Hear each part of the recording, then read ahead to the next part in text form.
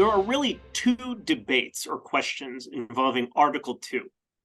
The first debate was the debate that really occurred at the Constitutional Convention. And that debate was whether we shall have a single president or a plural presidency, more than one president.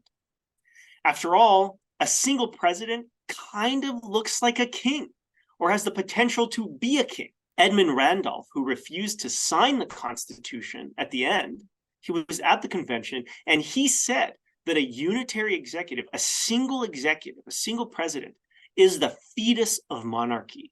It is the germ that might create a monarchy. And so this was the debate. On the other hand, having a plural executive is also problematic because it divides responsibility. And if it divides responsibility, who's accountable? You can think about the time when the Romans had two consuls. Well, if something went wrong, a consul, this leader of the Roman Republic, could point to the other guy. Well, he wanted to do it. I didn't want to do it. And that can be very problematic. So if you divide power, you divide responsibility. If you divide responsibility, you divide accountability. You hide accountability. And so what the framers tried to do was they said, look, we have to have a single executive. That's what they resolved in Article 2, Section 1, right? The executive power shall be vested in a president of the United States of America. Article 2, Section 1 tells us there is one president. How do we guarantee that that one president who's accountable because he or she is a single individual? Well, you must give that president less power than the king, than the royal monarch had in England. You must check and balance the president's power. How does the rest of the Constitution do this? The most important way it does this is when you actually look at the enumeration of power in Article 1, Section 8 of the Constitution. A lot of people think that this was intended to limit the scope of the national government, create a limited enumeration of national government powers. And it's true that it has that effect. It was probably the intent by doing so to limit the president's power. How do we know this? Because more than half of the powers that are listed in Article 1, Section 8 of the Constitution, which again are given to Congress, were historically royal power. They were historically prerogatives or powers that belonged to the royal monarch. So how does our Constitution create a single, powerful, and energetic executive while making sure that the president will not be a king?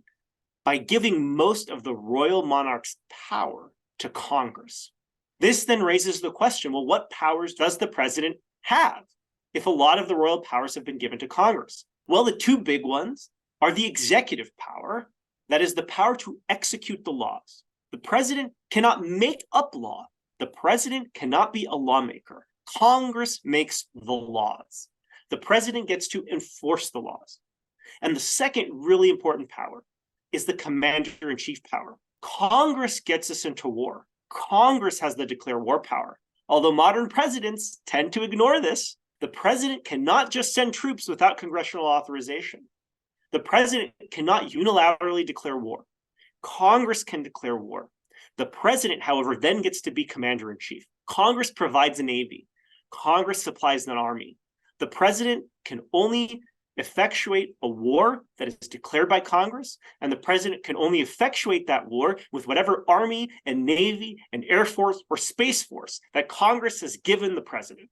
That's a tremendously important power, but it is limited. Again, historically, the monarch could declare war. The monarch could raise armies. The monarch could raise navies. Not under our Constitution. Congress does all of those things. Congress makes the law. Congress declares war. Congress decides what kind of army and navy we have. The president executes, carries the law into execution, and is commander-in-chief of the armed forces.